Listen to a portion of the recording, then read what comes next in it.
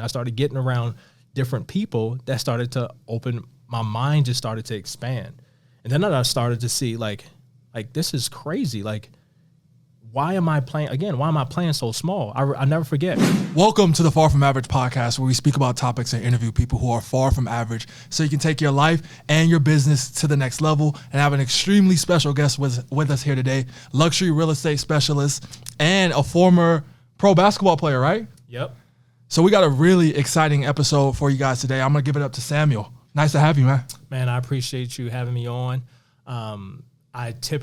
I've stopped doing podcasts for a long time because it's almost like you say the same thing over and over and over and over again. I kind of got exhausted and burned out for it, but I'm actually happy to be able to do this today. Yeah, and I'm excited because not only do I want to talk about the real estate stuff, but there's a lot of former athletes that listen to the podcast who've seen my clips about my transition from basketball to entrepreneurship and doing what I'm doing now.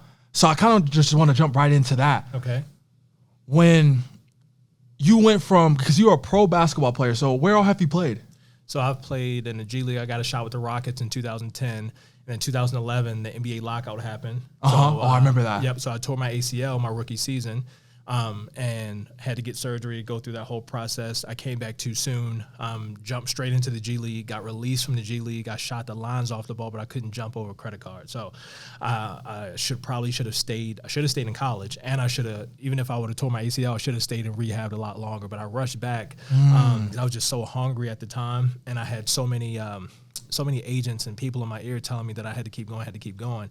And that's what we were trained to do. And then from there, I went and I traveled. I played overseas, played in Central America, South America, and went to Africa, played in Europe, played in Asia, played in the Middle East. I played a bunch of places, played in the G League.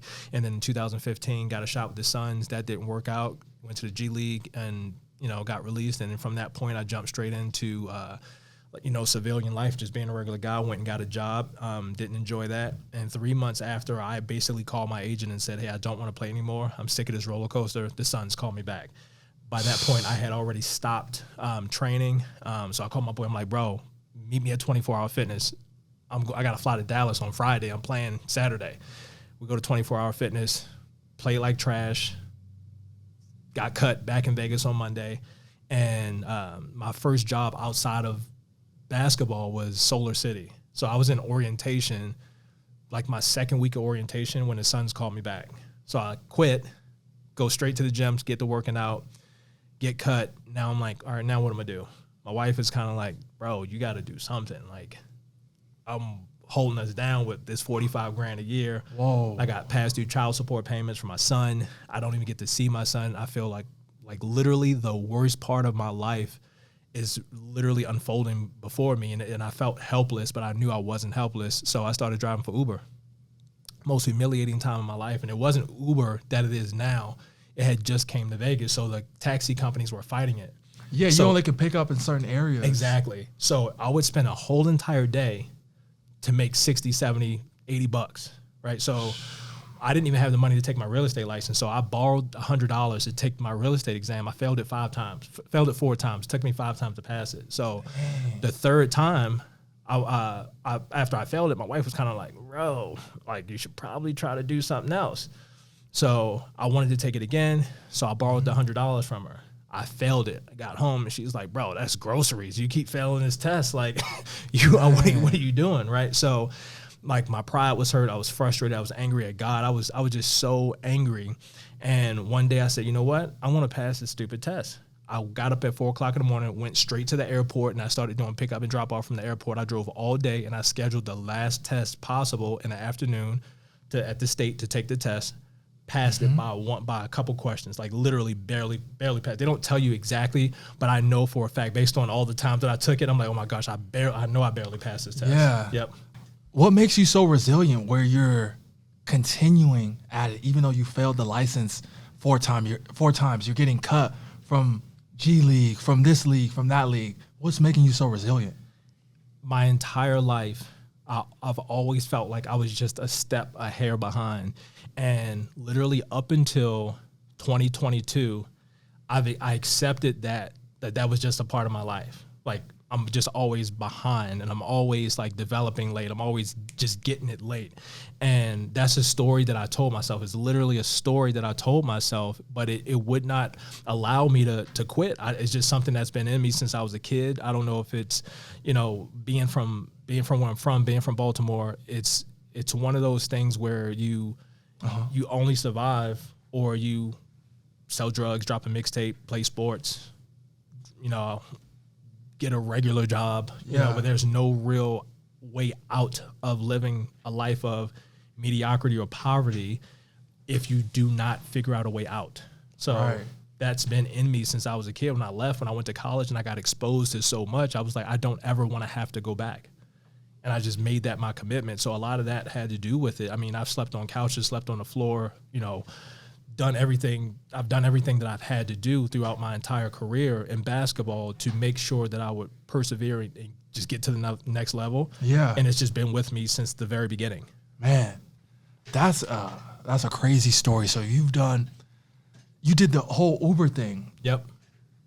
How did you, because I know a lot of dudes who they're pursuing their hoop dreams. Yep. And they won't even get anything to supplement their income. Like they want to just be in the gym, even though it's not producing any income. Yep. How did you deal with that? What's going through your head? Honestly, bro, it was, I'm going to have to be super like cliche with this, but it was my wife.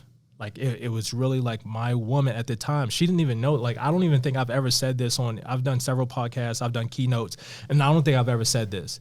But in hindsight, now when I look back, it was, at this time, you have a toddler for a son. You can't even afford to go see him. You can't afford to bring him here. Your relationship is through FaceTime. Is that the type of dad that you want to be? You're with me, and I think that you have so much more to offer to this world. This isn't a reflection of who you are, and I believe in you. And that there's no way that I could keep going this direction like that.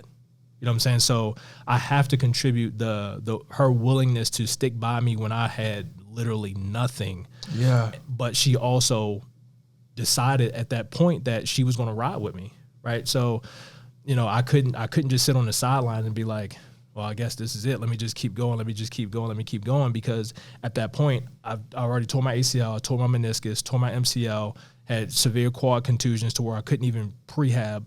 I freaking pulled groin. I've had pulled abdominal muscles. At one point, I had a hernia. And then the tighter my hips got, the worse it got. And then I tore my patella tendon. Man. Torn meniscus. So it's like, am I like, the writing is on the wall? Do I want to read the writing or not?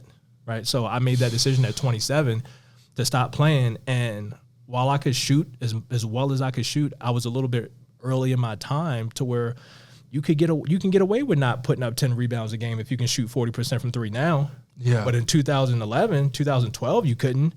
Bro, you 6'10", you got to go get under the rim and get a rebound. And if you got a trail three, shoot it. But you want to run rim to rim and dunk the basketball, block shots and rebound. And at that time, I was 225. I was lean. I could shoot the ball, but I couldn't rebound. I couldn't really guard because I had no power. I had lost all my power from all my injuries. So at that time, I had to do something. Yeah. So calling it quits at that time, it wasn't like everybody was going to roll out the red carpet and I got this settlement waiting for me and I'm going to sail off into the sunset. It's like, bro, all right, bye. You just like everybody else who you could hoop, but you hurt. You can't make it. So there's somebody else that can do what you do. Man. And that's huge what you just said. There's somebody else that can do what you do. Yes. And what made you decide to go with real estate after being a pro basketball player? So simple. I figured out what 3% of $1 million was. How much is that? 30 G's. 30 grand. 30 grand. My wife's grandmother, she was setting up to do an open house on a Sunday, and she goes, Sam, can you carry this table in for me to this open house? And I was like, sure, Grandma, I'll help you out. I carry it in. She bring the cookies in from Sunday dinner, and she goes, Sam, when I sell this house, I'm going to get a commission check for $30,000. It was a 55 and older active adult community on a golf course. And she's like, I'm going to get a check for 30 grand. I said, $30,000. All you're doing is setting up this rinky-dink table and these cookies from last Sunday dinner, and you about to get 30 grand? Where do I sign up? And I've just made that my commitment. I just started focusing on that. My very first transaction came from an Uber ride. So I was driving for Uber, just slinging my cards out. So everybody, I would just talk to people. And I got a call 10 days after I get my license. I got a call and I got my first listing, $230,000. Sold 30 days later for $205,000. Got my commission check. My very next one was a friend of mine, really good friend of mine, $279,000. My third transaction was just under $400,000. And then my fourth transaction was my first $1 million home. I had been in the business for 4 months. After 4 months? After 4 months. Why did that happen for you? I wanted it. I just kept pursuing it. I sat in open house every single day, almost every day, 4 to 5 times a week. So at that point, it was just a numbers game. I just showed up every day. And that's my message, even to this day, whenever I meet a new agent, it doesn't even matter what you do. What I lacked in experience, I made up in volume. So if we're in a competition and we're saying who's going to sell the first $1 million home, you may be, let's say you've been in the business 20 years and you talk to 10 people, you get $1 million deal. Well, if I talk to 100 people or 1,000 people and I get 10 deals, I beat you. So it don't matter. Like if somebody get 40 in China, they don't care if they took 60 shots, 100 shots, they had 40. I don't care how many reps it takes me. I got kids to provide for. I have a wife to take care of. I have an obligation to live a certain way. And then also my quality of living. I'm so used to living a certain way. I don't care what it takes. That's just my standard of living. Yeah. So if it takes me talking to 100 people a day, I'm going to talk to 100 people a day. And the challenging part is the middle. It was much easier when I had nothing. That was going to be my next question. When I had nothing, it was much easier. Much easier. Now, in the middle, this is the hardest part because I realized making $1 million a year is not enough. Being completely poor is not an option. The other side, the tipping point, it's not about how hard I work. It's about my ability to think and my ability to outsmart my work ethic. So I'm going to work hard, but I have to work smarter than I did before. And mastering impulse control, mastering multiplication, mastering communication, mastering delegating. It's all these things in the middle that's more challenging than when you don't have anything. Yeah. So most people, they feel like, oh, I can't get ahead. Getting ahead is the easy part. That's just math. It's just a math equation. Just like I just said, if I talk to 10 people, if I talk to 100 people, how many people do I need to talk to get the result that I want? Yeah. When you get in the middle, that tipping point is a little bit different. So what did you do when that tipping point came? How did you start getting deals after? Because it seemed like everything it wasn't easy, but things were coming to you. So my tipping point really didn't come into like year 3. So I just ran fast on the treadmill. So my very first year, I did 144 open houses. My second year, I did like 160. And in my first year, my goal was to make 100,000. I'm like, this ain't basketball money, but if I make 100,000, all my problems will go away. That was a terrible target, but I hit it. I exceeded it. So why do you think it was terrible? Because my favorite Les Brown quote. He goes, "It's not that people aim too high and miss; it's that they aim too low and hit." I aimed so low and I hit that target. I could have asked for more, and I probably would have hit it. I didn't aim high enough because at that point my mentality was survivor. Like I'm trying to survive, right? So when I was in survivor mode for 3 years until I got around people and I started working on personal development. I started understanding that there's more than just, I got to grind, I got to do an open house, I got to grind. And that's where a lot of people get stuck. They have this dream, and I'm just speaking from experience, where I had this dream of making $1 million, which is also another extremely low target. You think so? They're building a circle on the strip for $4 billion. Why am I asking for $1 million when there's all of this money available to build a circle for people can come and entertain and watch a show that they have on their phone. I can go to Adele and listen to every single song that she has ever made, Beyonce, whoever performs, Chris Brown, on my phone, but they will charge $2,500 per seat for somebody to go to the Sphere and perform. There's no shortage of money. It's a perspective.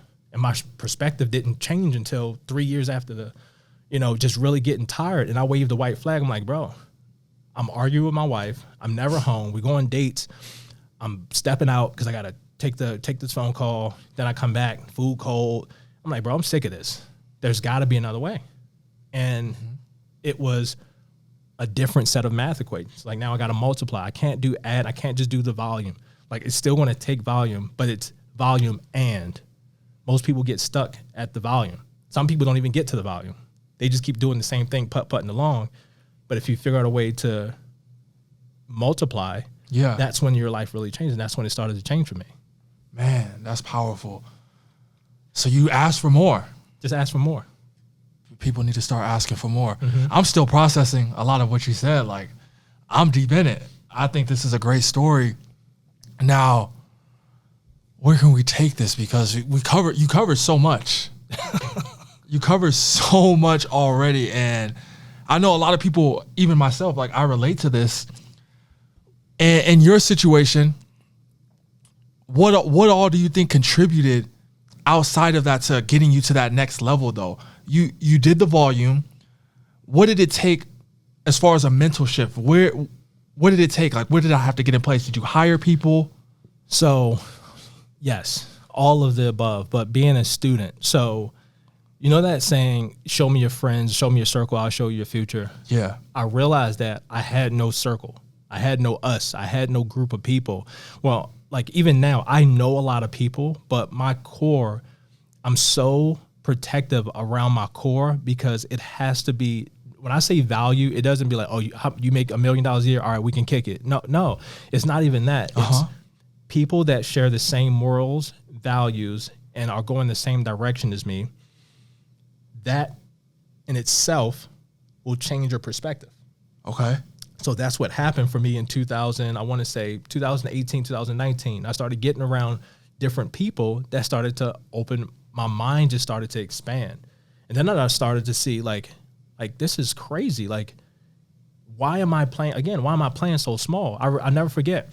There's a community here. You know where the Ridges is, right? Yeah. So I didn't even know the Ridges existed when I first used to started. deliver food there when I was 18. Time inside those gates. It was an Uber ride. I get inside the gates. I'm like, dude, this is crazy. And I remember after I dropped Buddy off, I just started driving around, started dream driving. And I said, one day I'm gonna sell houses in here. I ain't even have my license yet. Didn't even have my license yet, but I knew I was in the process of taking the real estate exam. So I said, you know what? One day I'm gonna sell houses in here. And fast forward, I sell houses in there. Yeah. Right? So that process of getting my mind expanded and exposed to different things, that's just multiple examples of just being exposed to different things that shifts my perspective that'll lead me to that next phase. So another great example would be now that I am in that sphere of clientele and sales, and my average client is between the ages of 45 and 60. So my conversations that I have are completely different than a conversation with somebody my age. Right. So right in my early 30s, I said, okay, I'm going to start asking better questions because I have access to this information. I don't need to go to the internet because I have to cut through all the noise of the internet.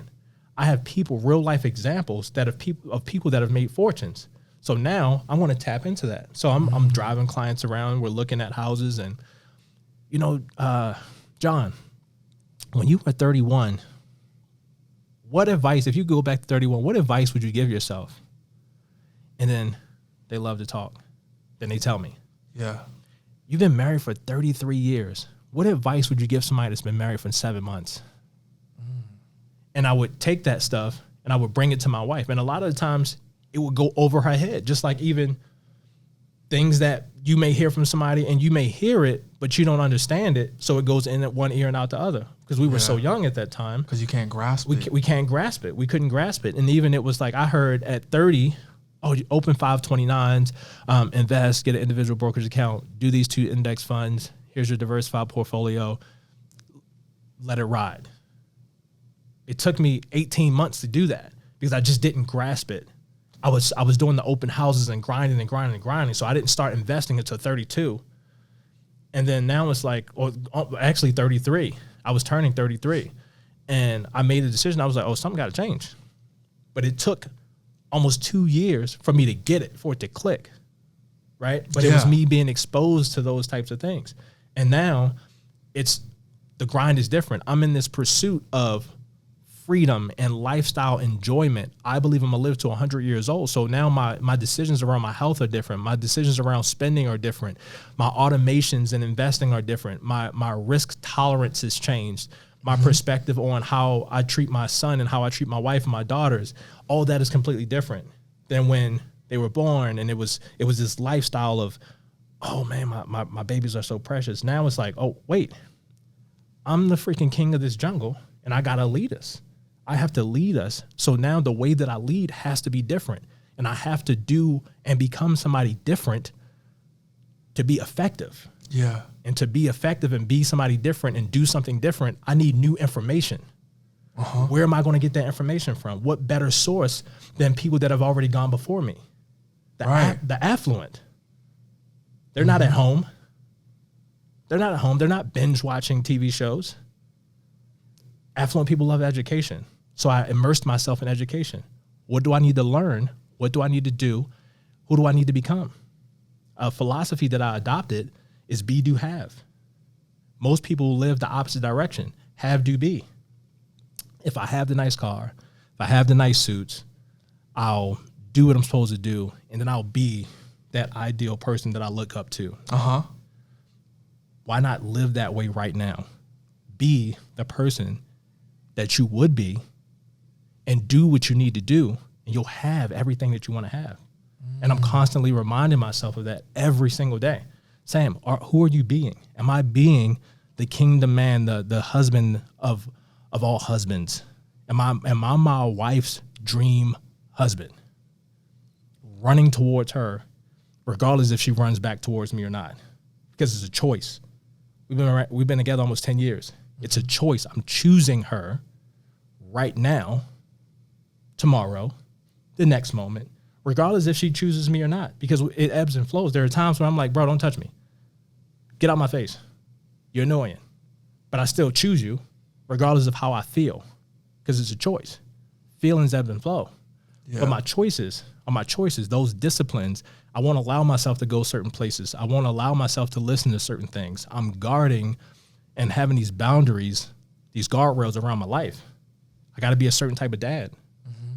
I'm my girl's first love. My son will not go through the court system. I can't control what he does, but I'm going to sure do my best that he won't go through the same things that I went through, and I'm going to make it easier for him. I'm not going to give him everything. Right. But his path will be a lot more linear than mine. Yeah. Man, that is so powerful. Dating and marriage is such a huge, hot topic right now. Yeah.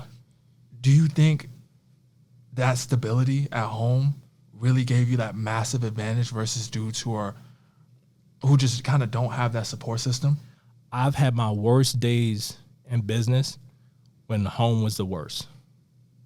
When my home base is shaky, can't focus. Right. Can't focus, because now I'm thinking, as soon as I get home, I got to argue.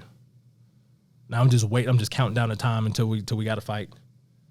I don't want that. So if you can figure out a way to make sure a home, and that's not accepting what you don't want or just being positive just for the sake of positivity, it's doing the work to make sure that home is taken care of. So if you're dating, and this is just my personal opinion, if you're dating somebody, date that person with the intent to marry them, or don't. Just don't date. If you're single, go fix your economic life and develop yourself personally, and you will be a magnet to someone that matches you. You don't go looking for a spouse. I didn't look for my wife. I was a part of the He-Man Woman Haters Club. I did not want nothing to do with women. I had just got out of a bad breakup, and I'm like, bro, I'm focused on the game right now. I'm trying to get back to the league. I don't want to even mess with no chicks. I'm locked in right now. I've been partying too much. I'm locked in. Here comes Shorty. Psych. The whole thing, like literally every single thing from that point changed because I was a magnet. And you can be a magnet at the wrong time as well. Like I was broken and she was broken. We were both equally broken, but the brokenness, it fit at that time. So it doesn't have to be perfect situations for the perfect puzzle piece. It can be broken pieces that fit together. It doesn't have to be a puzzle piece. So who you are to be, you're now becoming. Who you are right now could fit somebody, or if it's not that time, who you are becoming, that at that appointed time could be it. It could be in the middle. I don't know. That's the game of life. Yeah. There's no recipe. There's no exact time and when you're going to meet the love of your life or when things are going to be, when am I going to hit it, all that. Nobody knows. Right. It's all random. Right. Man, after things start going well with real estate, what was the dynamic like at home before and after? Well, my very first year in real estate, I started crushing. I made bad financial decisions my first year. I literally was like, you know what? I want to sell luxury real estate, so I need to look like I sell luxury real estate. So I went and bought a Mercedes. My very first car, my old agent put me in a CLS, a brand new pearl white CLS with a panoramic soup, a sunroof, and I fell in love with Mercedes. 2013, clean. And when I got my license and I first made my first $100,000, I went and bought a Benz. I'm like, all right, I'm going to get me a CLS. It was gray, black wheels, butter. Like, this is it. My wife like, bro, what are you doing? What are you doing? You make money for 10 minutes and now you're going, and I'm like, oh, perspective, poor mentality. If I would have hired an assistant at that time in my business, I would have bought my time back. Hindsight, if I would have marketed, think about putting $100 a day in Facebook ads in 2016. Crazy. But I decided to have an $800 a month car payment. $800 in Facebook ads. That could change your life. Back then? Exactly. So perspective. So the decisions that I was making, what life was like, we started eating better. We weren't worrying about paying our bills. And then life gets stale. Then I go the opposite direction. Then I'm like, all right, I'm making $250 a year. I've only been in the business a couple years now, and I need to figure out what the next step is, but I didn't know. So then I had to go find a mentor. Got a mentor, hit 350, 400. Then I was like, all right, got stagnant a little bit, plateau, next level, go hire a coach.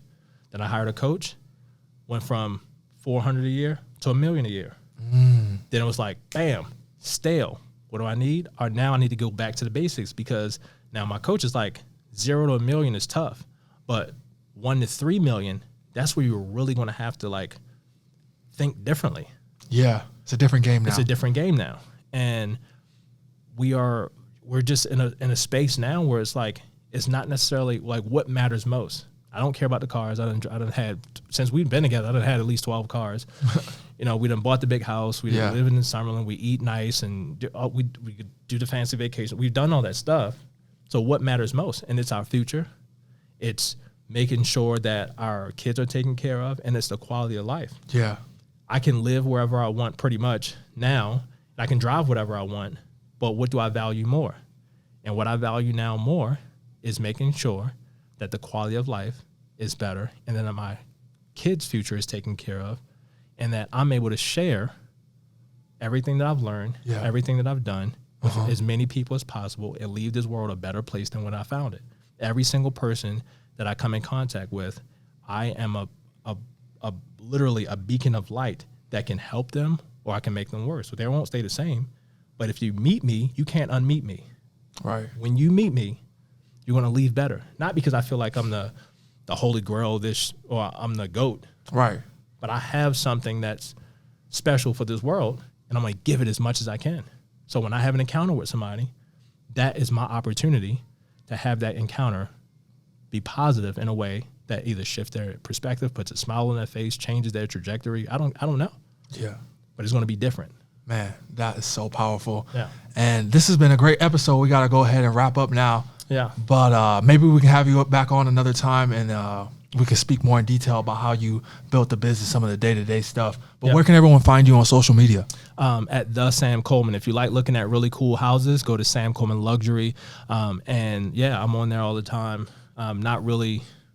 Not really too many other places, but I'm definitely always on the gram. Okay, sounds good. Sounds good. We'll link all that stuff down below and all his contact information. If any of you guys are purchasing those $1 million houses up in Las Vegas, all his stuff will be down below. And I'll see you guys on the next episode. Peace.